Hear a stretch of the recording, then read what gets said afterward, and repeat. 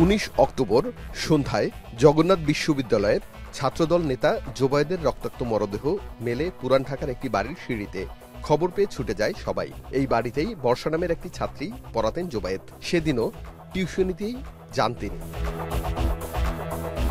এর মধ্যে একটি সিসিটিভি ফুটেজ ছড়িয়ে পড়ে সামাজিক যোগাযোগ মাধ্যমে, যেখানে দেখা যায় দুই যুবক দৌড়ে পালাচ্ছে ঘটনাস্থল থেকে।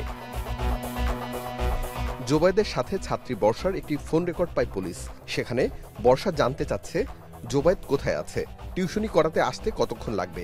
তদন্তের শুরুটা এখান থেকেই। পরিচয় শনাক্ত হয় বর্ষার প্রথম প্রেমিক মাহিরের। পুলিশ প্রাথমিকভাবে আটক করে বর্ষা, মাহির ও আয়লানকে। পরে এই হত্যাকাণ্ড নিয়ে সংবাদ সম্মেলন করে ডিএমপি। জানায় ত্রিভুজ প্রেমের বলি হয়েছে জবি ছাত্রদল নেতা জোবায়েদ। মাহিরের সুইচ গিয়ারের আঘাতে মারা যায় জোবায়েদ। মাহিরের সাথে ছিল আয়লান। মাহিরের সাথে তার দীর্ঘদিনের পরিচয়, দীর্ঘদিনের প্রেম। ঠিক আছে, সে মাহিরের কাছে যখন গেছে, মাহিরকে সে বলছে যে জুবায়েরকে না সরালে আমি আসলে তার কাছ থেকে সরে আসতে পারবো না।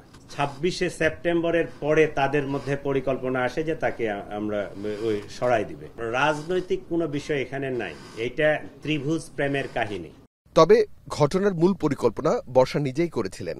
জোবায়েদকে হত্যা করার জন্য মাহিরের সাথে হত্যার কৌশল আঁকেন বর্ষা। বর্ষা ও মাহিরকে মুখোমুখি বসিয়ে জিজ্ঞাসাবাদে বের হয়ে আসে এই তথ্য। জোবায়েদ 1 বছর ধরে মেয়েটাকে পড়াচ্ছে, সে জগন্নাথ বিশ্ববিদ্যালয়ের ছাত্র। মেয়েটা এর প্রতিও দুর্বল হয়ে যায় জোবায়েদের প্রতি। যখন মাহিরের কাছে যায় তখন মাহিরের, যখন জোবায়েদের কাছে যায় তখন জোবায়েদের। ঠিক আছে, তো মাহিরকে সে বলছে যে জোবায়েদকে না সরাতে পারলে আমি আসলে তোমার থাকতে পারবো না। এই কথা থেকেই তারা জোবায়েদকে সরাই দেওয়ার পরিকল্পনা করে। এ ঘটনায় বংশাল থানায় 3 জন আসামি করে মামলা হয়েছে।